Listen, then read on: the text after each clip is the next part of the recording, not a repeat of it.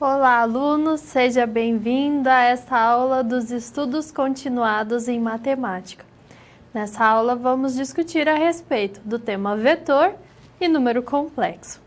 Eu sou a professora Alessandra Negrini, tenho formação na área de matemática, com mestrado em matemática aplicada e computacional. Então, durante essa aula, nós vamos estudar esses dois temas importantes da matemática que também são aplicados em outros campos, permitindo a interpretação e a resolução de problemas de diferentes naturezas. Se nós pensarmos no conceito de vetor, por exemplo, ele é muito empregado na descrição de fenômenos envolvendo as áreas da matemática, da física, das engenharias. Mas se nós formos pensar em uma situação prática, por exemplo, quando você assiste a uma partida de futebol e você observa o deslocamento de um jogador em determinados instantes de tempo. Então, você observa todos os trajetos que são realizados por ele. Esse tipo de trajeto, quando nós tomamos o trajeto entre dois pontos ou diversos trajetos, eles podem ser representados a partir de vetores. Então, nós conseguimos visualizar todo esse deslocamento e conseguir associar com o conceito de vetor. Já os números complexos, eles têm também as suas aplicações, por exemplo, no estudo de circuitos elétricos, sistemas massa-mola, que são observados em diferentes equipamentos, em diferentes contextos, e ele também é abordado desde a educação básica, no sentido de resolver alguns tipos de equações, como as equações do segundo grau, por exemplo.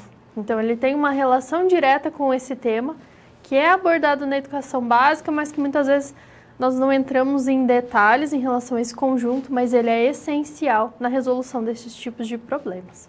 Então, nós vamos iniciar a partir do estudo do conceito de vetor, pensando em uma situação prática. Suponha que você precisa ir até uma localidade e você vai dirigindo o seu automóvel. Existem alguns equipamentos, alguns elementos presentes no automóvel e que são importantes quando você precisa realizar esse deslocamento. E nós vamos pensar em 3 elementos específicos. Vamos ao quadro. Então, existem alguns controles nesse veículo que propiciam essa alteração na velocidade. Temos o pedal de injeção de combustível, que é o acelerador, os freios e também o volante de direção. Por que um carro, então, possui esses 3 controles? Qual que é a importância desses controles? Porque isso tem relação com o movimento, com a forma de condução desse veículo. Se nós não tivéssemos esses elementos, nós não conseguiríamos, então, utilizar esse veículo em determinados deslocamentos. Tem relação com a chamada velocidade. E essa velocidade, ela é um tipo de grandeza que é estudada a partir do conceito de vetor. Então, basicamente, a motivação que nós temos no estudo do conceito de vetor é na diferença entre 2 tipos de grandezas que nós identificamos ao nosso redor. As chamadas grandezas escalares e as vetoriais. E aí as vetoriais, como o próprio nome nos indica, ela vai ter relação com a ideia de vetor. Então vamos ao quadro diferenciar primeiro essas grandezas. Então a grandeza escalar é aquela que é descrita completamente a partir de um valor numérico e uma unidade.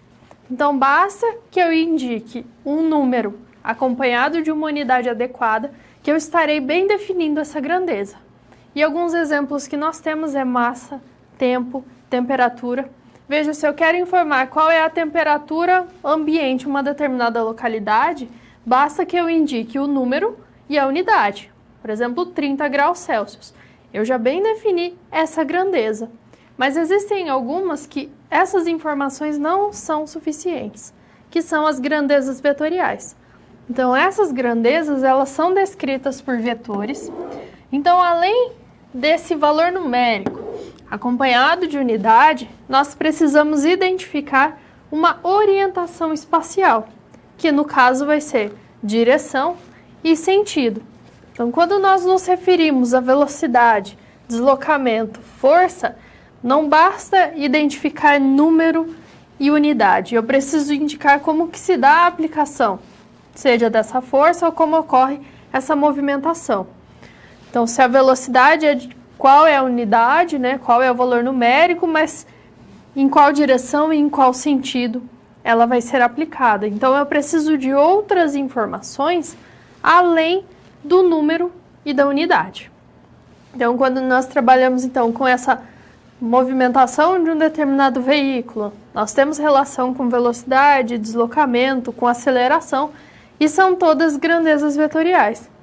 E a importância de se conhecer, então, a classificação das grandezas se dá porque, dependendo do tipo de grandeza, nós temos representações diferentes e também a aplicação de operações matemáticas de formas diferentes. Então, se eu tenho uma grandeza escalar, eu vou trabalhar com ela de uma forma.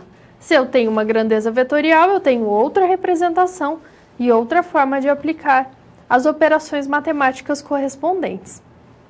Então, as escalares, como nós já sabemos trabalhar com os conjuntos numéricos, temos as unidades, então basta ter essa informação. Então, nós precisamos conhecer agora o que são os vetores. Então, basicamente, o vetor ele é um conjunto de segmentos de reta que tem uma orientação e que apresentam uma mesma característica. Então, o vetor ele vai armazenar 3 informações: o comprimento ou módulo, a direção e o sentido. Então, ele precisa ter essas 3 informações. Se eu quero construir representações gráficas, então eu posso posicioná-lo em diferentes situações, a partir de diferentes pontos, mas para que descreva o vetor com o qual você vai trabalhar, por exemplo, as 3 informações precisam ser representadas adequadamente. Então, com o conceito de vetor, nós temos essa possibilidade de construir representações em diferentes locais, a partir de diferentes posições, por exemplo, no plano ou mesmo no espaço. Mas é necessário que as 3 informações sejam apresentadas corretamente. Então, nós vamos ao quadro entender essas propriedades de um vetor. Nós vamos partir aqui de um vetor definido por 2 pontos. Então, nós temos pontos A e B, e nós vamos construir um chamado segmento de reta orientado a partir desses 2 pontos.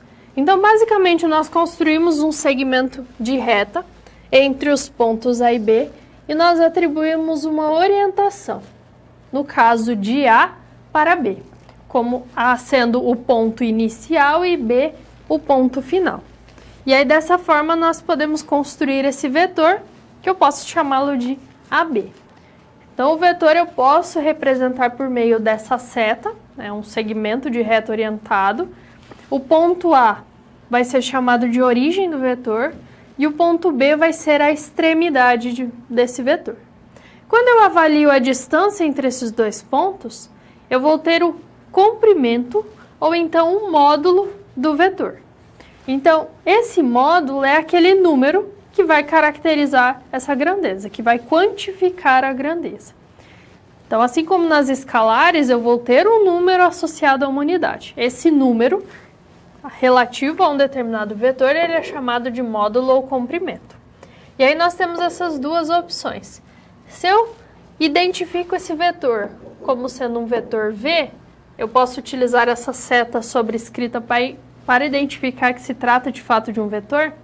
Se eu coloco essa identificação do vetor entre barras verticais, ou eu excluo a seta e mantenho somente a letra que identifica o vetor, eu posso denotar o seu módulo ou comprimento. Então, veja, o módulo ele é um número associado a um vetor.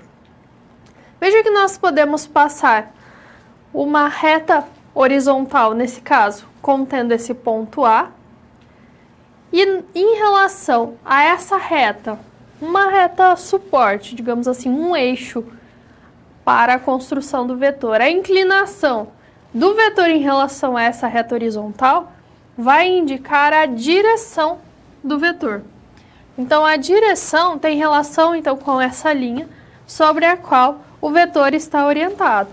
Então, veja, eu tenho uma reta horizontal, eu posso construir uma reta passando por esses pontos A e B.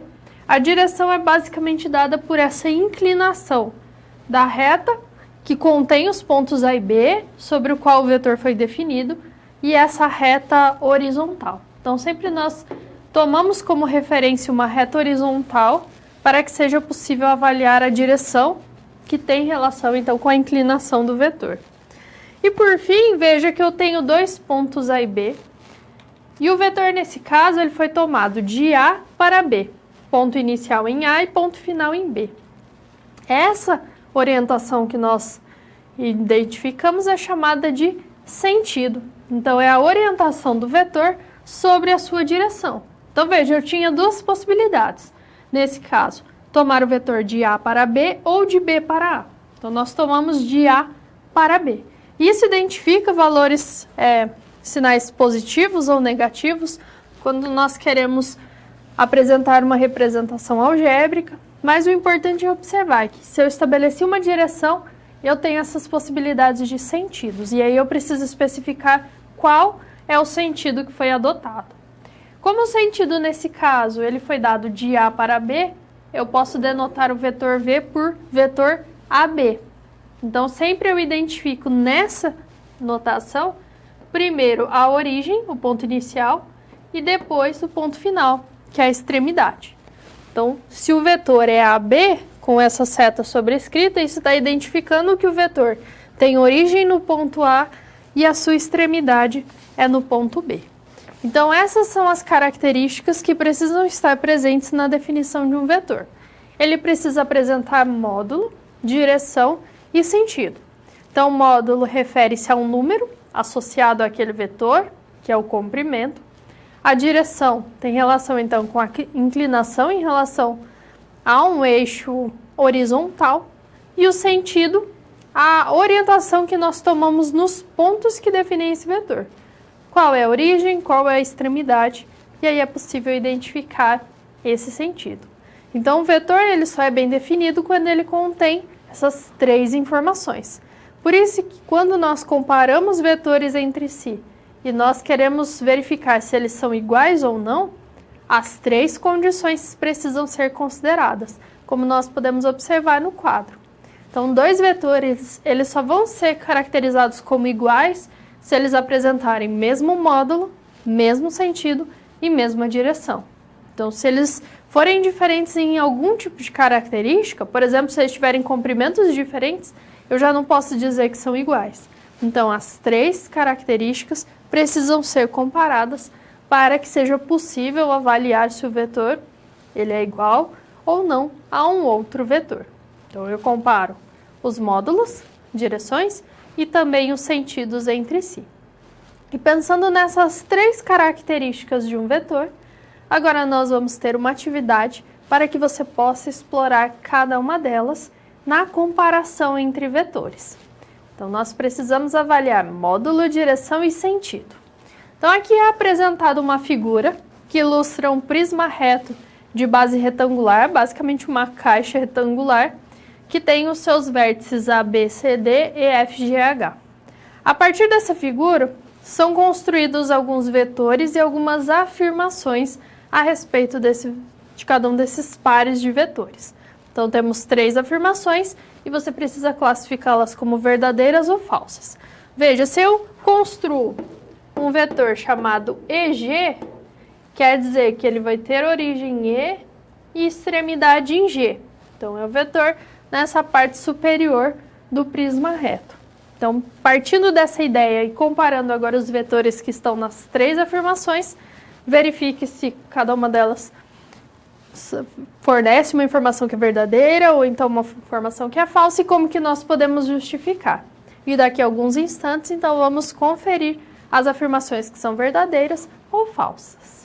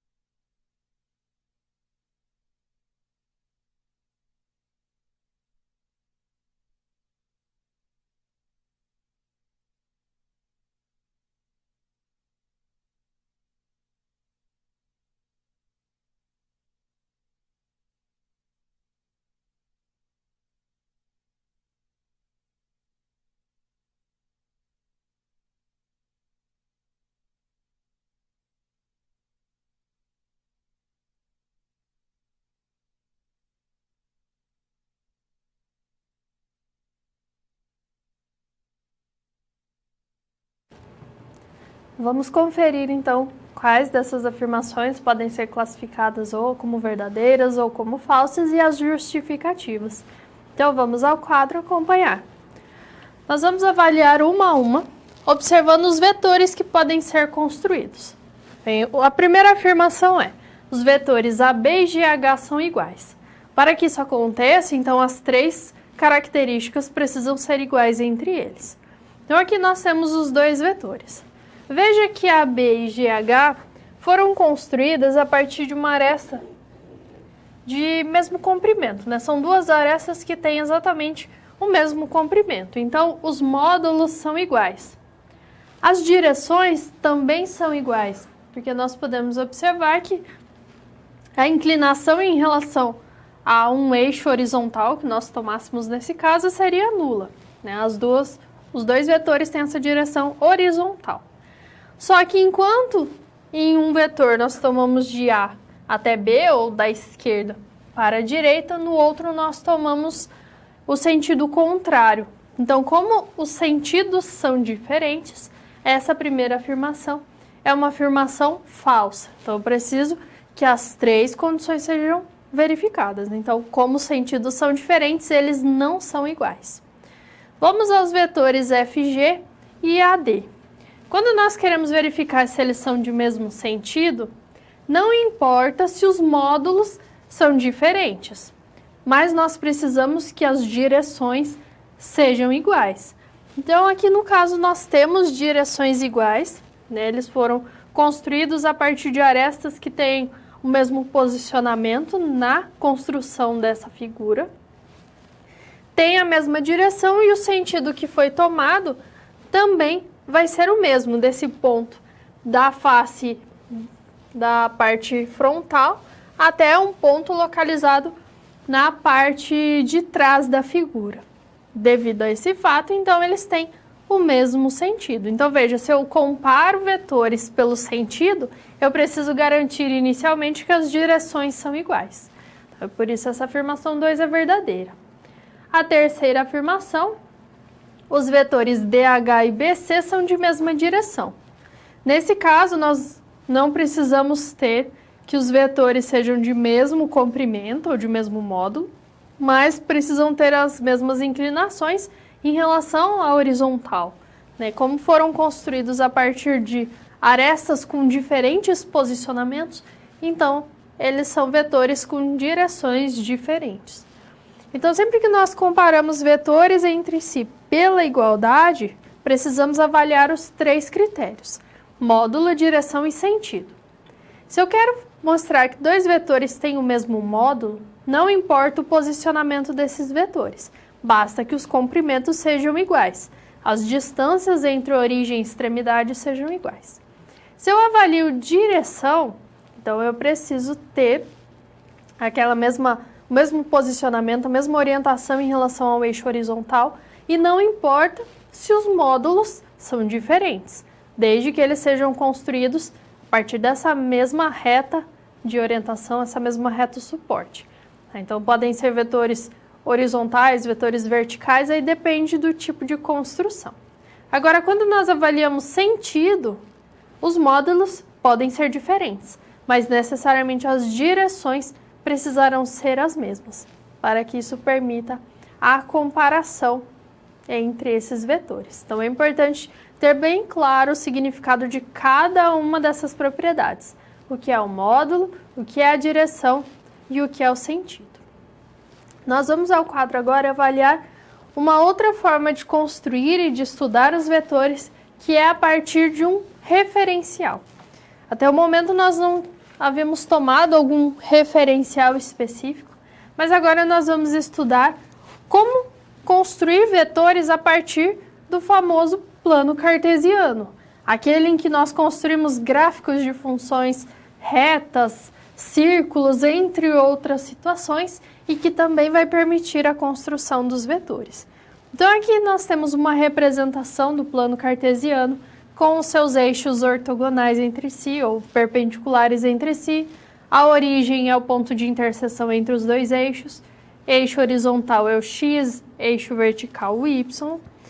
E para construir vetores a partir desses dois eixos, nós vamos tomar como base dois vetores que são chamados de versores. São versores porque eles são vetores com comprimento unitário. Tá? Então, o comprimento de cada um desses vetores, ou o módulo de cada um deles, é igual a 1. Veja que esse vetor I, ele dá essa direção do eixo X, enquanto que J dá a direção em relação ao eixo Y. Então, esses dois vetores I e J, eles compõem a chamada base do R2, né, a base desse sistema que é gerado a partir do plano cartesiano. E é a partir deles que nós podemos construir diversos vetores bidimensionais nesse plano, tá? Vetores de duas dimensões. Então, como que funciona a construção de vetores no plano? Nós vamos tomar combinações de I e de J, de tal forma a trabalhar com os deslocamentos em relação ao eixo X e em relação ao eixo Y. Então, nós vamos tomar agora um vetor V no plano e nós queremos identificar as componentes desse vetor, ou seja, como que nós expressamos esse vetor V em relação a I e a J. Então, veja, o vetor V tem, no caso, a origem, na origem do plano, né, no ponto 0, 0, e nós temos um ponto final, uma extremidade desse vetor que tem coordenadas AB. Veja que nós podemos projetar esse ponto P em relação ao eixo X, em relação ao eixo Y, e nós temos as coordenadas desse ponto, dessa extremidade. Coordenada A em X e coordenada B em Y. E veja que o deslocamento do vetor V no plano também se dá em relação a esses valores A e B.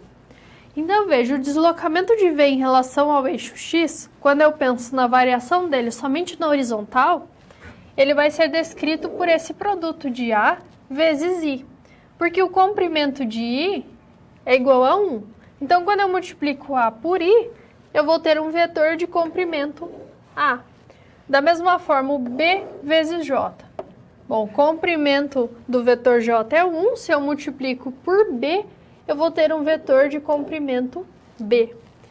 E é da soma desse AI com o BJ que nós vamos ter o vetor V.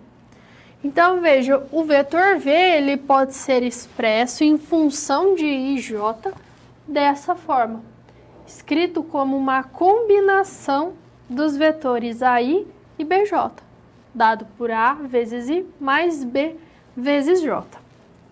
Então, essa é a chamada representação em componentes do vetor. Então, eu vou decompor em relação ao deslocamento em X e deslocamento no eixo Y. Então, A e B são componentes desse vetor V nas direções do eixo X e Y, respectivamente.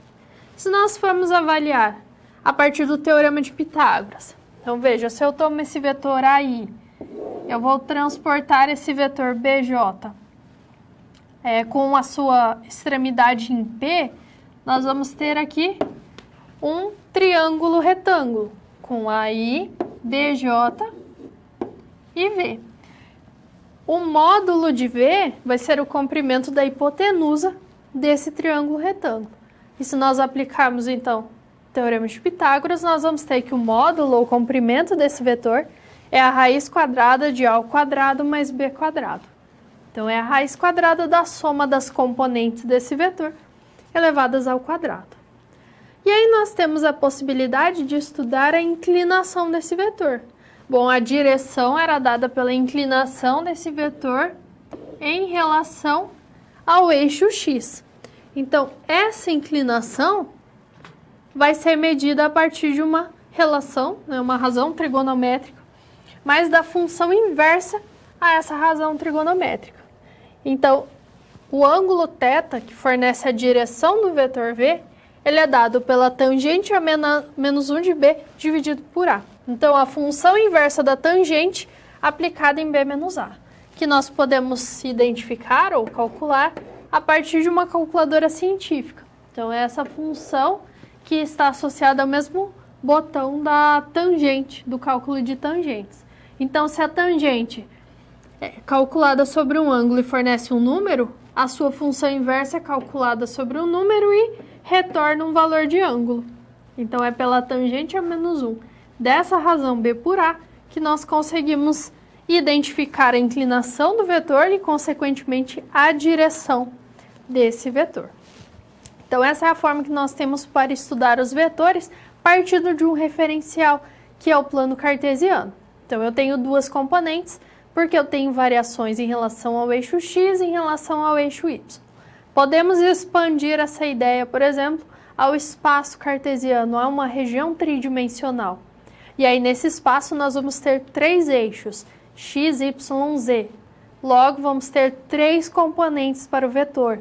E aí, podemos avaliar a inclinação, avaliar também as componentes, associando-as ao comprimento do vetor e expandir todo esse estudo. Então, é importante que você saiba que nós conseguimos utilizar essa ideia de vetor partindo da estrutura do plano, mas também estruturando a partir do espaço cartesiano e suas três dimensões.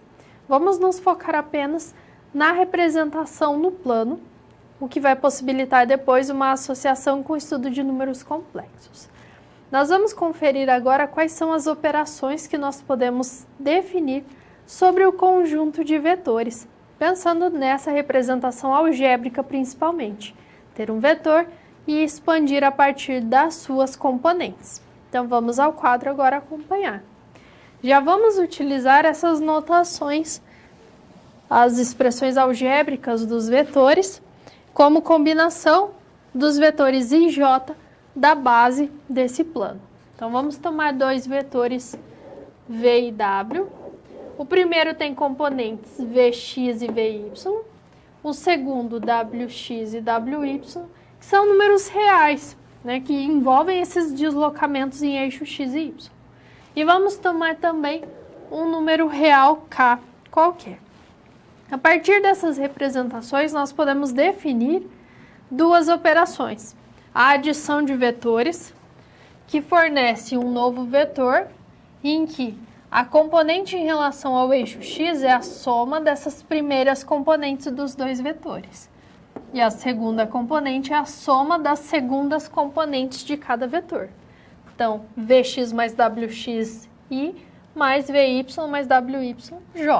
São números reais que nós vamos obter a partir da soma. E a segunda operação é a multiplicação por escalar, que no nosso caso é uma multiplicação por número real. Então, quando eu tomo o vetor v e multiplico pelo número real k, eu vou multiplicar cada componente dele por k. Então, a primeira componente desse vetor kv é kvx e a segunda k vezes vy.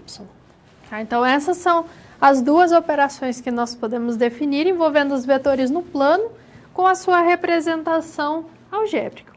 Veja que se nós temos aqui vetores v, 2i mais j, w, i mais 3j e o real k como sendo menos 2, v mais w vai ser a soma dessas componentes correspondentes de v e de w. Então, a primeira componente do vetor soma vai ser 2 mais 1, porque é o 2 do primeiro vetor, que multiplica o i, e o 1 que multiplica o i no segundo vetor, fornecendo a primeira componente 3i, e depois 1 da componente em relação a j, mais 3 da componente em relação a j do segundo vetor, gerando 4j. Agora, se eu tomo o vetor v e eu multiplico pela constante menos 2, eu multiplico cada componente dele por menos 2. Menos 2 vezes 2 é menos 4 vezes i, depois menos 2 vezes 1, retorna em menos 2, que multiplica o vetor j. E aí, esses são os vetores resultantes. Então, essas são as possibilidades que nós temos de adição, multiplicação por escalar, pensando na representação algébrica de vetores no plano. Mas existe ainda a possibilidade de estudar geometricamente essas operações. Nós vamos analisar a soma geométrica dos vetores porque ela utiliza uma importante regra que depois permite outros tipos de estudos, que é a chamada regra do paralelogramo. Então, nós vamos ao quadro pensar em vetores V e W a princípio sem referências. Eu não sei se eu estou trabalhando no plano ou no espaço, porque eu posso ajustar nessas duas situações. Então, se nós temos esses dois vetores, nós vamos construir a soma entre eles. Então, primeiro eu vou considerar o vetor V, posicionei ele em alguma região, e depois eu vou tomar um representante de W, de tal forma que esse representante tenha a sua origem na extremidade de V. Então, veja, primeiro eu tenho o vetor V, na extremidade de V eu construo um representante de W. Então, eu tenho uma sequência entre eles. A soma entre esses dois vetores vai ser o vetor que tem origem na origem do primeiro vetor e extremidade na extremidade do segundo. Então, veja, é como se eu partisse exatamente desse ponto inicial, de onde eu construí V, e o meu ponto final é o ponto final do meu vetor W.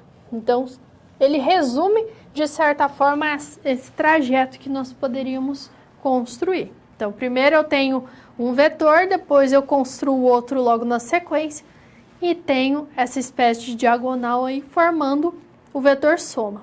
Por que a diagonal? Porque eu posso pensar agora em uma composição maior. Então, veja, nós construímos os representantes de V e W. Nós vamos tomar outros dois representantes. Um outro aqui que ele tem a sua extremidade na extremidade de W e fechando a figura, um representante de W que tem a sua origem na origem de V. Nós fechamos essa figura que é um paralelogramo, lados opostos paralelos de mesmo comprimento porque são os mesmos vetores. A diagonal maior desse paralelogramo vai fornecer a soma dos dois vetores. E aí nós temos a chamada regra do paralelogramo. Então, eu construo um paralelogramo com os vetores que eu quero somar e essa diagonal maior, no caso, ela vai fornecer o resultado dessa soma. Então, são operações importantes que podem ser aplicadas no plano ou no espaço. Nessa regra geométrica, podemos ajustar as duas situações. A regra algébrica, tomar cuidado apenas com a quantidade de componentes, porque no espaço precisaríamos acrescentar uma a mais, mas segue uma ideia semelhante no momento de construir cada uma dessas operações. E agora nós vamos partir dessas ideias de soma, multiplicação por escalar e resolver uma situação problema que envolve essa temática. Então, nós vamos ao quadro conhecer essa situação. A figura apresenta 3 barcos a motor atravessando um rio. Todos têm a mesma rapidez em relação à água e o fluxo da água sobre eles é o mesmo. O objetivo é que você trace vetores resultantes que representem a rapidez e a orientação dos barcos, então basicamente a velocidade total desses barcos, levando em conta a velocidade do barco propriamente dita e a velocidade da água. E depois responda essas duas questões. Que barco descreve o caminho mais curto até a margem oposta? E a segunda, que barco oferece o passeio mais veloz? Como você responderia essas questões? Então, reflita por alguns instantes e daqui a pouco nós vamos discutir a respeito de quais situações, então, quais dos barcos atenderiam a esses dois critérios.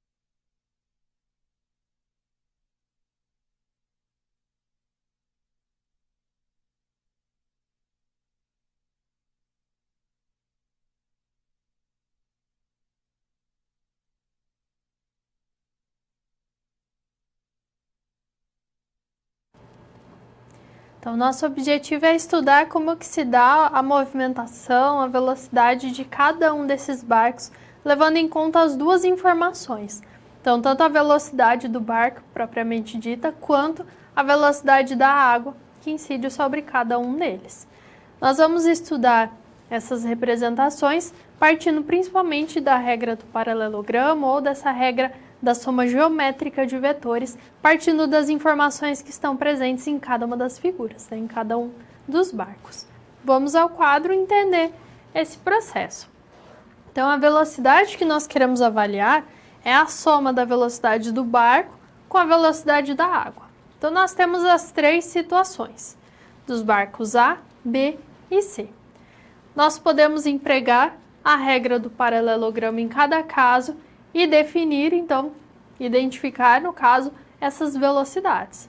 Então, veja, construindo os paralelogramos, sempre nós vamos ter essas diagonais maiores referentes a essas velocidades. Então, nós precisamos identificar no item A o barco que descreve o caminho mais curto. Então, são essas setas aqui representadas em azul que vão indicar a velocidade real de cada um desses barcos, sofrendo a influência, então, da velocidade da água. O caminho mais curto que nós vamos ter é esse dado pelo primeiro barco, que é uma trajetória retilínea, né, a partir de uma margem até a outra. Então, devido ao posicionamento dele, ele vai ser, no caso, o representante desse caminho mais curto. Então, ele vai assumir praticamente essa velocidade em linha reta, né, de forma perpendicular às margens do rio, por causa exatamente dessa influência da velocidade da água. Agora, o caminho mais rápido, né, o passeio mais veloz, é aquele que o barco vai ter uma maior velocidade. E no nosso caso vai ser o barco C, porque veja, o vetor que o representa, ele vai ter o maior comprimento dentre os três, então ele vai representar uma maior velocidade em relação aos demais. Então, nesse caso, basta fazer uma interpretação em relação à resultante, ou seja, a velocidade que é a soma das velocidades do barco com a velocidade da água em cada caso. Então, esses comprimentos dos vetores fornecem a intensidade, seja da velocidade, aceleração, da força. Então, depende de cada situação, porque é o módulo que informa esse valor.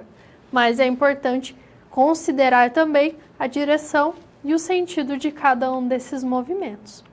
Nós vamos a uma outra situação, problema que também pode ser resolvida a partir do emprego desse conceito de vetor, das operações que podem ser estudadas.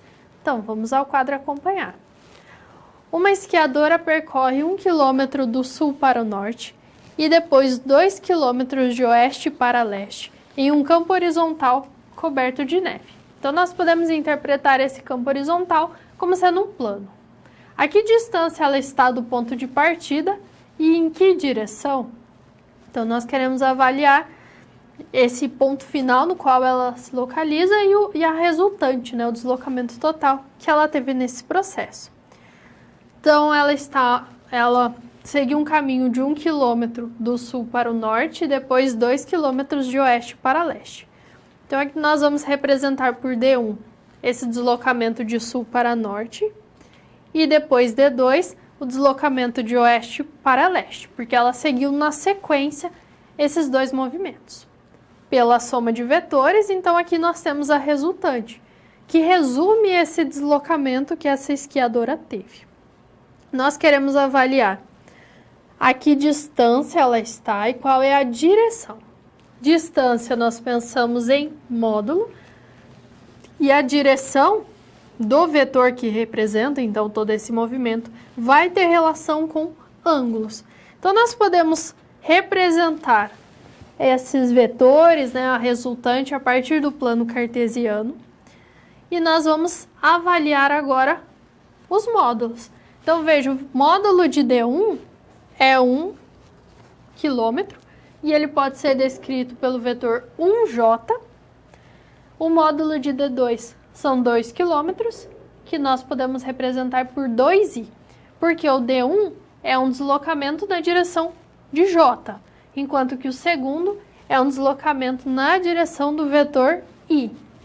Logo, o vetor d, que é a soma d1 mais d2, ele vai ser dado por 1j mais 2i.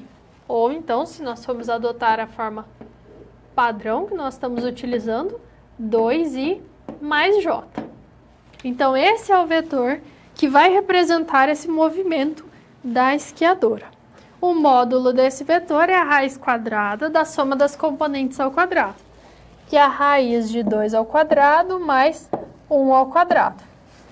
Então, nós vamos ter que o módulo é a raiz de 1 mais 4, a raiz quadrada de 5, que é aproximadamente 2,2 quilômetros na unidade que nós estamos utilizando. Então, esse foi o deslocamento pensando na resultante, né, no procedimento, partindo do ponto inicial de todo esse deslocamento até o ponto final.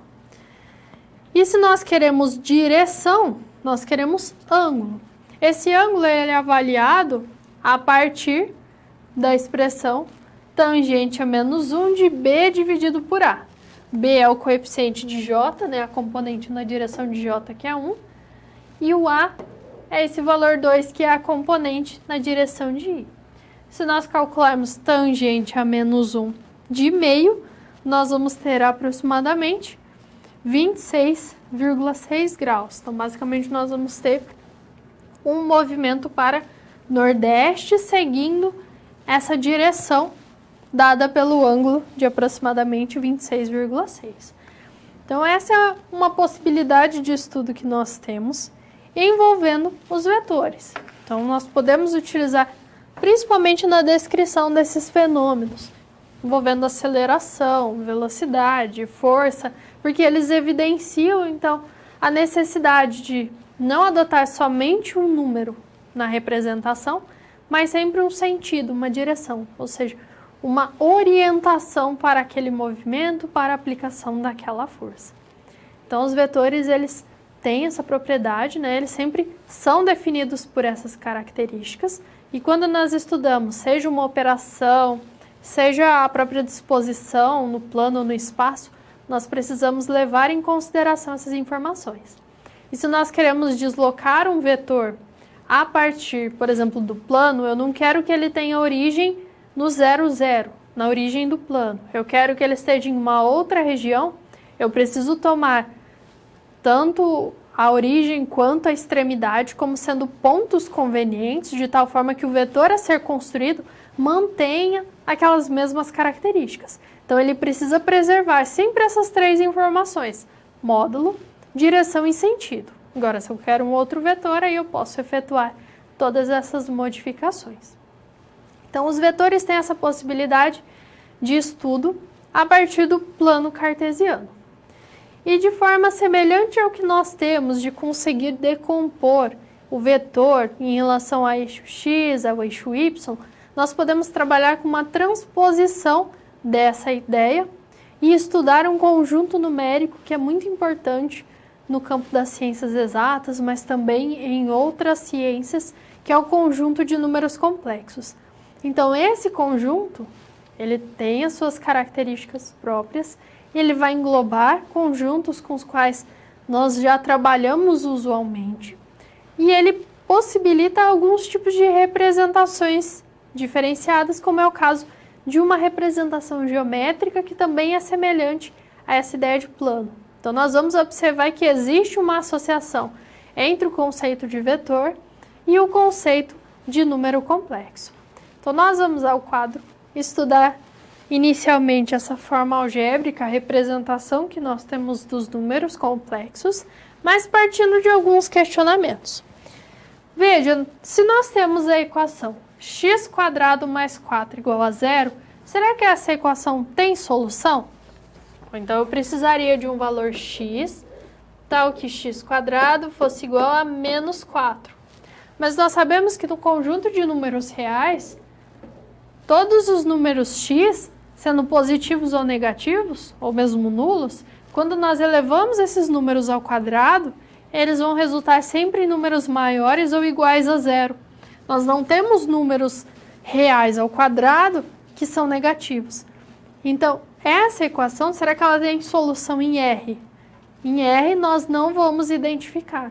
Até muitas vezes nós nos deparamos na educação básica com aquela frase de que essa equação não tem solução. Não quer dizer que ela não tem solução em R, mas ela tem solução em um outro conjunto numérico, que é o conjunto de números complexos. Então, aquela informação de que uma equação de segundo grau ela não tem solução, quer dizer que nós estamos nos baseando somente em R. Realmente, no conjunto de números reais, eu não vou conseguir aquele valor x. Mas se eu trabalhar com um conjunto maior, que possui mais propriedades, eu consigo identificar essa solução. E aí nós precisamos do conjunto de números complexos. No estudo dos conjuntos numéricos, usualmente nós seguimos uma certa ordem devido às características dos números que compõem cada conjunto. Então, retornando ao quadro, nós podemos observar que ao longo de toda a nossa formação, nós sempre partimos dos naturais, que nós temos associação com a contagem. Aí nós acrescentamos os negativos, temos os inteiros, acrescentamos as frações e decimais, temos os racionais. E aí nós nos deparamos com π, com o número e, com raiz quadrada de 2. E aí nós precisamos de um outro conjunto, que é o conjunto de números reais, que é formado pelo conjunto de números racionais, unido com o chamado conjunto de números irracionais. Então, gradativamente, nós vamos acrescentando esses números de naturezas diferentes até compor o conjunto de números reais, que é aquele conjunto que nós utilizamos em diversas situações. Mas agora nós vamos precisar de um conjunto maior, que é esse conjunto de números complexos. Ele é construído a partir de uma unidade fundamental, que é a chamada unidade imaginária, que é denotada por i, e que é tal que i ao quadrado é igual a menos 1, ou que i é igual a raiz quadrada de menos 1. Então, veja, i é definido como a raiz quadrada de um número negativo, que é um elemento que não está lá no conjunto de números reais. Então, é essa unidade imaginária que vai permitir a estruturação do conjunto de números complexos, da construção das suas representações algébricas. Só uma observação importante que muitas vezes na engenharia e na física, a letra I indica corrente elétrica nos problemas. Então, existem literaturas que utilizam o J para denotar a unidade imaginária. Isso nós podemos conhecer analisando os livros e observando o contexto no qual essas letras I e J estão sendo utilizadas. Então, nós vamos utilizar a notação I, mas é importante que você saiba que podem ser adotadas outras representações. Então, o número complexo ele é construído considerando a existência dessa unidade imaginária, que é a raiz quadrada de um número negativo. E com isso, nós vamos compor a chamada forma algébrica do número complexo. Então, o número complexo ele vai ser composto por basicamente duas partes, que envolvem combinações de números reais. Então, nós utilizamos tudo que nós conhecemos de números reais de operações e a unidade imaginária. Então, no quadro, nós temos essa representação. Então, o número complexo ele assume a forma A mais BI, em que A e B são números reais e I corresponde à unidade imaginária. É o número que elevado ao quadrado resulta em menos 1. Então, o número complexo, que é um elemento do conjunto de números complexos, ele é sempre dado dessa forma, em que A e B são números reais e é a unidade imaginária, é a raiz de menos 1. Veja que eu tenho um número A real que está independente e um número B que está multiplicando a unidade imaginária. Devido a esse posicionamento, nós podemos indicar que esse número A ele é a parte real do número complexo, e nós denotamos por rede Z, porque esse número complexo é Z. E o número B, que acompanha a unidade imaginária, ele é chamado de parte imaginária e denotado por índice. Então, veja, apesar de A e B serem números reais, eles podem ser separados nessas duas partes. Então, A compõe a parte real do número complexo e o B compõe a parte imaginária. Veja que o I não é incluído nessa parte imaginária. A parte real e a parte imaginária são compostas por números reais. Essa diferenciação entre real e imaginário se dá no posicionamento no número complexo. O A é um número real independente e o B é um número real que está multiplicando a unidade imaginária. Então, aqui nós temos alguns exemplos de números complexos. O Z1 é 3 menos 2i, em que nós temos a parte real como sendo 3 e a parte imaginária como sendo menos 2 vezes i. Então, veja, eu tenho aqui 3 mais o menos 2 que multiplica i. Então, a parte real desse número complexo é 3 e a parte imaginária é menos 2. Tá? Porque eu preciso identificar qual é o número real independente e qual está multiplicando a unidade i. Veja que o Z2 nós podemos representar como 4 ou como 4 mais 0 vezes i. 0 é um número real. O 4i eu posso expressar como 0 mais 4 vezes i. 0 e 4 são números reais. Então, veja, existem situações em que a parte imaginária é nula ou que a parte real é nula, e dessas duas possibilidades, nós temos algumas subcategorias. Quando nós temos um número complexo em que a parte imaginária é 0, ele vai ser chamado de número real puro. O 4 é um número real puro. Se fosse o 0, ele seria um número real puro. Agora, quando nós temos um número complexo em que a parte real é 0, nós vamos chamá-lo de número imaginário puro, desde que o B seja diferente de 0.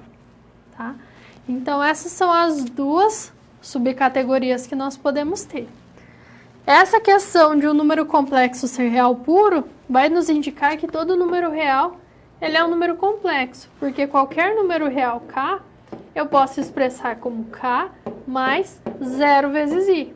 Parte real k, parte imaginária 0.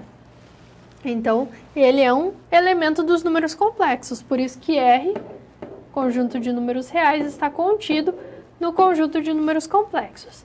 E aí, para ser imaginário puro, então a parte real tem que ser nula e a parte imaginária tem que ser diferente de 0, porque o 0 mais 0i é o número 0, que é um elemento do conjunto de números reais.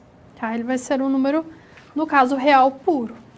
Então, precisa ter parte real igual a 0 e parte imaginária diferente de 0.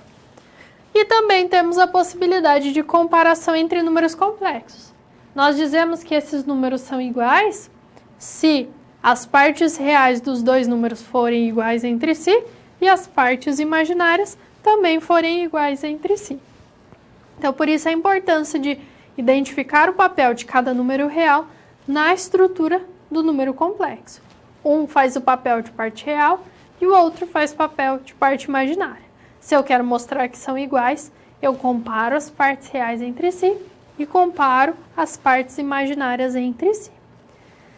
E aí, devido a essa possibilidade agora, com a unidade imaginária, de estender a resolução de equações, especificamente equações de segundo grau, né, com a qual nós já estamos habituados a trabalhar, a resolver, agora nós temos uma atividade para que você possa resgatar os seus conhecimentos sobre as equações de segundo grau e agora associar as soluções com elementos do conjunto de números complexos. Vejamos o enunciado.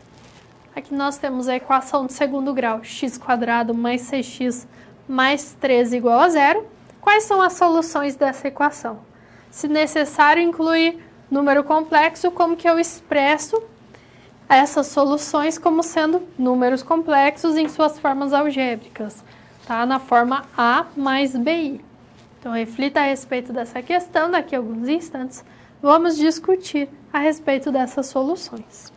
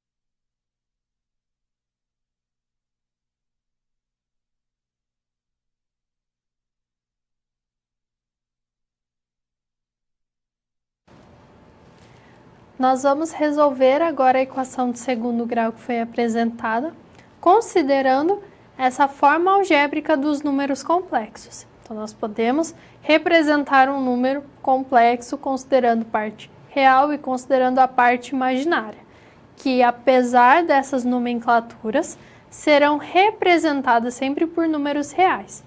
A diferença é que parte real é um número real independente do número complexo e a parte imaginária é sempre o coeficiente ou o número que acompanha a unidade imaginária. Então, nós vamos ao quadro agora resolver a equação de segundo grau, utilizando a fórmula tão conhecida para a resolução desse tipo de equação. Nós vamos ter nesse caso que o coeficiente de x² é igual a 1, o coeficiente de x é igual a 6 e a constante independente é igual a 13. Então, A igual a 1, B igual a 6, C igual a 13. Então, nós vamos substituir esses valores na fórmula. Então, vamos ter menos B, menos 6, mais ou menos raiz quadrada de B ao quadrado, que é 6 ao quadrado, menos 4AC, que é menos 4 vezes 1 vezes 13, dividido por 2A, que é 2 multiplicado por 1. Vamos ter, então, menos 6, mais ou menos raiz quadrada de menos 16 dividido por 2. Veja, o discriminante é o valor do delta, que usualmente nós chamamos, ele é menos 16. Então, se eu estivesse em R, eu informaria que essa equação de segundo grau ela não tem solução real, porque eu não consigo avaliar essa raiz quadrada de menos 16 no conjunto de números reais. Mas, expandindo para o conjunto de números complexos, eu consigo identificar as soluções. Então, veja, raiz de menos 16, eu posso decompor como raiz de 16 que multiplica menos 1. Depois, tendo esse produto, raiz de 16 vezes menos 1, eu separo como raiz quadrada de 16 vezes raiz quadrada de menos 1. Bom, raiz de 16 é igual a 4, raiz quadrada de menos 1 é a unidade imaginária i. Então, essa raiz de menos 16, nós podemos substituir por 4i. Logo, nós vamos ter que as duas soluções, né? X é menos 6 mais 4i dividido por 2 e menos 6 menos 4i dividido por 2. Então, se eu divido menos 6 por 2, eu tenho menos 3, 4 por 2 eu tenho 2, e aí nós vamos ter menos 3 mais 2i e menos 3 menos 2i. Então, esse é o caso de uma equação de segundo grau que apresenta duas soluções complexas conjugadas. Por que elas são chamadas de complexas conjugadas? Porque, veja, as partes reais dos dois números são iguais. Os dois têm parte real menos 3. Só que em um a parte imaginária é mais 2 e no outro a parte imaginária é menos 2. Veja que do x1 para o x2 a única alteração que teve foi parte imaginária sofreu alteração de sinal. Essa relação que nós temos de partes reais iguais e modificação somente no sinal entre as partes imaginárias indica que esses dois números são complexos conjugados entre si. Eles são um é conjugado do outro. Então, por isso que nós nos deparamos com essa informação também.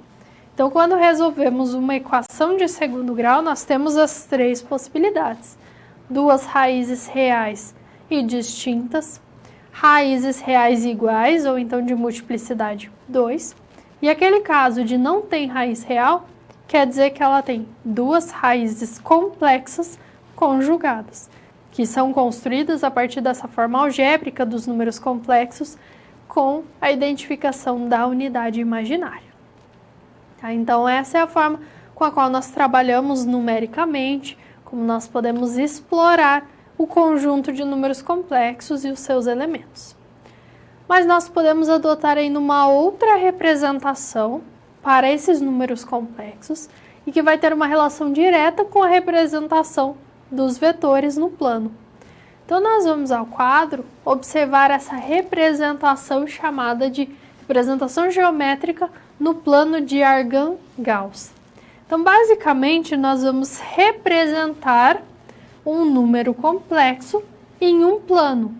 Só que agora, os nossos eixos x e y vão ter papéis específicos. O eixo x, que é o horizontal, ele é responsável pela representação das partes reais dos números complexos. O eixo y é responsável na representação das partes imaginárias dos números complexos. Então, veja, eu vou ter número real nos dois eixos, só que em um, a função dele é ser parte real, e no outro é ser parte imaginária. Então, se nós temos um número complexo a mais bi, nós temos duas possibilidades de representação nesse plano. Eu posso interpretar o número complexo como sendo um ponto de coordenadas AB, sempre a parte real é indicada primeiro, porque segue a mesma ordem, eixo x e depois y, ou então como um vetor. Eu posso associar o número complexo a mais bi como um vetor no plano de Argand-Gauss. Se ele é um vetor, no plano, eu consigo já algumas informações. Por exemplo, eu posso estudar o módulo desse vetor, que é a raiz quadrada da soma das componentes ao quadrado, que nesse caso é a raiz quadrada da parte real ao quadrado, mais parte imaginária ao quadrado. E aí o módulo do vetor fornece o módulo do número complexo, que é um conceito que nós podemos estudar também. Nós temos um vetor, temos uma inclinação em relação ao eixo real, ao eixo horizontal, e aí é possível calcular esse ângulo de inclinação pela tangente a menos 1 de b dividido por a. B parte imaginária, a parte real. Então veja, interpretando um número complexo como um vetor no plano de Argand-Gauss, nós podemos aproveitar toda aquela construção dos vetores, tanto em relação a módulo quanto a inclinação. Então, nós adaptamos aqueles conhecimentos a essa situação. Mas temos a possibilidade também de associar os números complexos a pontos. Então, além da representação algébrica na forma A mais BI, nós temos a representação geométrica a partir do plano de Argand-Gauss. E nós temos também a possibilidade de estudar operações definidas sobre esse conjunto. No conjunto de números reais, nós trabalhamos com adição, com multiplicação, associando divisão, subtração também. E no conjunto de números complexos, nós trabalhamos usualmente com as operações de adição, subtração e também com a operação envolvendo multiplicação por escalar, assim como nós temos análogo à operação de multiplicação por escalar lá do conceito de vetor, já que eu posso estabelecer esse paralelo entre os dois conceitos. Então, nós vamos ver algumas dessas operações. Podemos construir outras operações a partir desses elementos, mas nós vamos focar apenas em algumas delas. Então, no quadro, nós temos aqui dois números complexos nas suas representações algébricas, A mais BI, C mais DI, e um número real K. Com isso, nós temos três operações que podem ser avaliadas. São as utilizadas mais comumente e que nós podemos relacionar principalmente com a ideia de vetor, que é a soma de números complexos, em que eu somo as partes reais entre si e as partes imaginárias entre si. A diferença ou a subtração, que é a mesma ideia, relaciona as partes reais e imaginárias entre si, tomando cuidado apenas na ordem. Se é Z1 menos Z2, é sempre a parte real de Z1 menos a parte real de Z2. Parte imaginária de Z1 menos a parte imaginária de Z2, construindo um novo número complexo. E se é a multiplicação por um escalar, no caso a multiplicação por um real, eu vou distribuir na parte real e na parte imaginária esse produto. Então, essas são algumas possibilidades. Se eu tenho um número complexo Z1, 2 mais I, e o Z2, 1 mais 3I, com a constante K igual a 2, se eu quero trabalhar com a soma, eu somo partes correspondentes. Então, o número complexo Z1 mais Z2 tem a sua parte real como a soma das partes reais desses dois números complexos. E a sua parte imaginária como a soma das partes imaginárias dos dois números complexos. E aí nós temos 2 mais 1 mais 1 mais 3 vezes i, ou seja, 3 mais 4i. Se eu trabalho agora com a diferença Z1 menos Z2, então é sempre a parte real de Z1 menos a parte real de Z2. 2 menos 1, que é igual a 1. Só uma correção, né? Aqui é 2 menos 1 e depois 1 menos 3 vezes a letra i, vezes a unidade imaginária. E o 1 menos 3 dá diferença entre as partes imaginárias, resultando no número complexo 1 menos 2i. Então, veja, é a mesma ideia que nós temos na soma de vetores. Se eu construísse essa subtração de vetores, lá nós comparávamos componentes. Aqui, nós comparamos partes reais entre si e partes imaginárias entre si. Agora, se eu multiplico um número complexo por um número real, por exemplo, multiplico 2 mais i pelo número real menos 2, então eu vou ter menos 2 que multiplica 2 menos 4, que é a parte real, menos 2 que multiplica 1, que é menos 2, a parte imaginária, vezes a unidade imaginária i. Então, nós conseguimos explorar essas operações. E nesse caso, como é k vezes z1 e o k, nós estamos atribuindo aqui como sendo o menos 2, então eu posso dizer que esse é o número menos 2z1. Tá? Então, podemos também trabalhar com essas notações. Existe a possibilidade, sim, de estender essa ideia, né, de número complexo formando um conjunto e construir novas operações. Aqui nós estamos focando principalmente nessa associação que pode ser estabelecida entre vetor e número complexo, né, porque nós podemos definir operações no conjunto de vetores, como sendo a adição ou a subtração associada, e a multiplicação por escalar. Então, por isso que nós estamos observando principalmente a adição de números complexos com a subtração e a multiplicação por um número real, por um escalar. Mas é possível também, assim como em R nós temos multiplicação, temos quociente, nos números complexos nós ajustamos as características desse conjunto e conseguimos definir também uma operação de multiplicação entre números complexos, um quociente entre números complexos, mas sempre considerando propriedades como a distributividade, como a associatividade, entre outras. Então, o foco nosso vai ser avaliar principalmente essas operações, mas nada impede de que sejam construídas outras operações sobre esse conjunto de números complexos.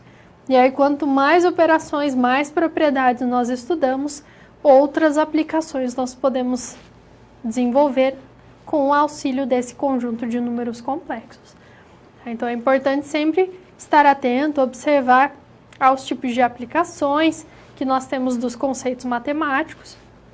Nem sempre uma aplicação vai ser tão fora desse contexto matemático. Muitas vezes os conceitos são desenvolvidos para que a própria matemática se desenvolva, construa novas ferramentas, mas é importante observar, por exemplo, um número complexo tem associação com um circuito elétrico.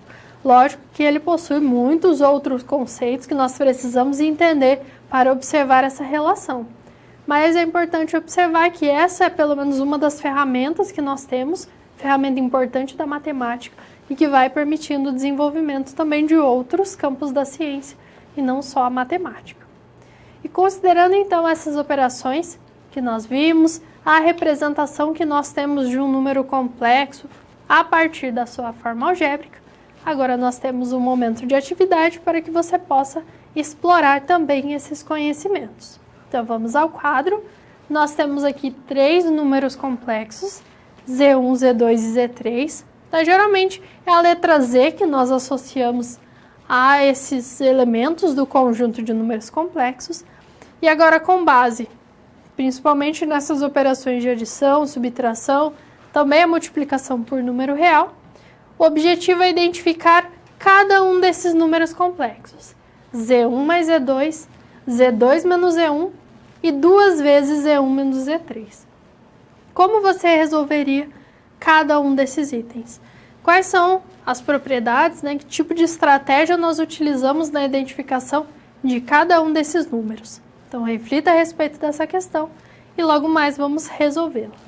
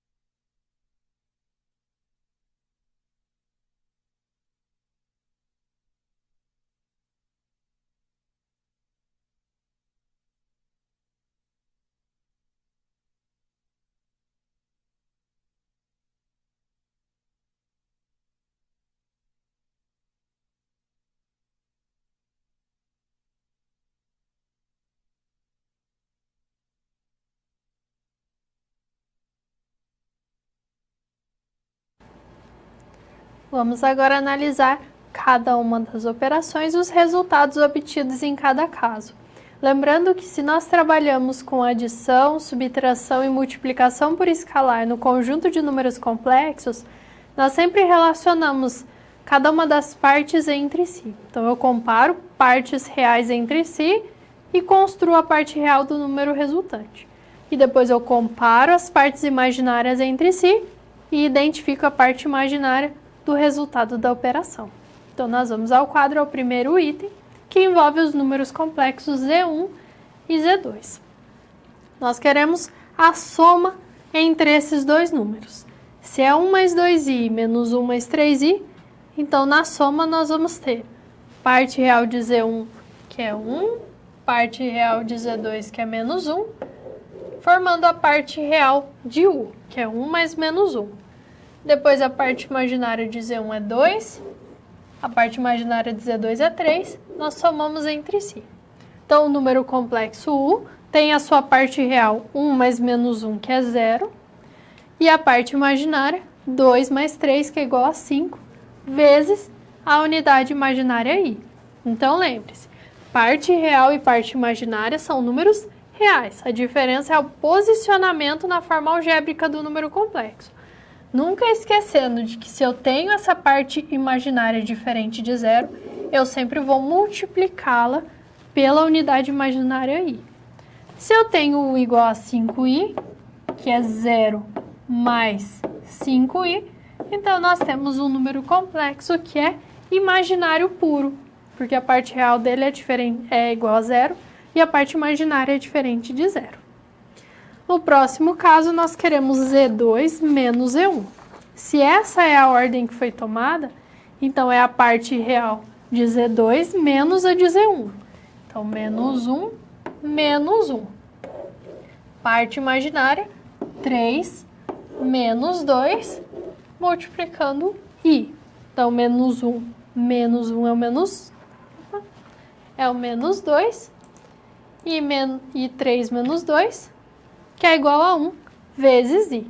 Então, número complexo, menos 2 mais I. E depois o terceiro item, que é 2 vezes Z1 menos Z3. Então, nós temos duas operações. Primeiro, Z1 menos Z3, a subtração, e depois desse resultado, nós ainda multiplicamos por 2, que é a multiplicação por escalar. Z1 menos Z3, então vai ser o número complexo 1 menos 5 na parte real, mais 2 menos menos 2 vezes I.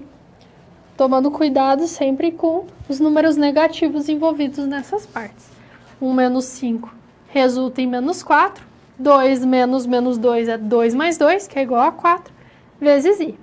Tendo esse número real, Z1 menos Z3, esse número complexo, que é menos 4 mais 4i, multiplico por 2, então vou ter 2 vezes menos 4, que é menos 8, 2 vezes 4i, que resulta em 8i. Então, o número complexo W é o número menos 8 mais 8i. Então, é importante sempre ter atenção no estudo dos números complexos a essa partição. Sempre tem parte real, parte imaginária, tem as classificações especiais de números reais puros, números imaginários puros, dependendo de qual das partes vai ser igual a zero.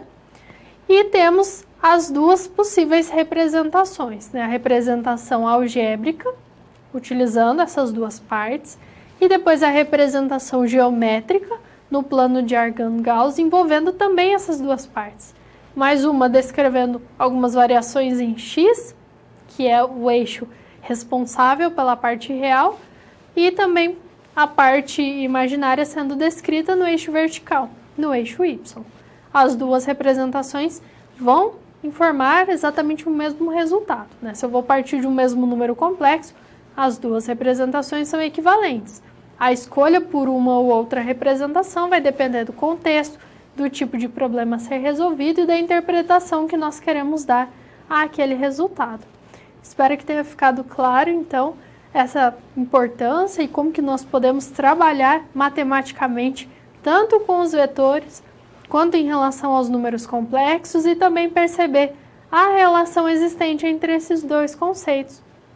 E para que você fique atento também às possíveis aplicações que nós temos para esses e para outros conceitos da matemática, na sua realidade e também nas diversas áreas do conhecimento. Desejo a você bons estudos e até a próxima!